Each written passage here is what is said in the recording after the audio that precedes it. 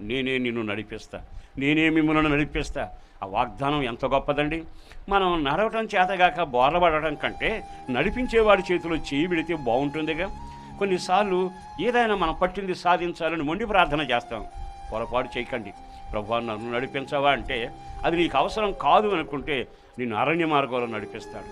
ఒకవేళ లోక సహవాసంలో చిక్కుబడిపోతున్నావంటే నిన్ను ఊళ్ళో ఉంచనివాడు అరణ్యం వైపు మళ్ళిస్తాడు. అరణ్యం అంటే వేరుపాటు.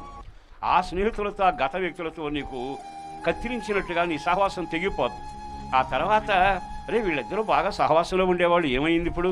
ఏమవటం కాదు, ప్రభు అరణ్య మార్గాన్ని నడిపిస్తూ వస్తున్నాడు.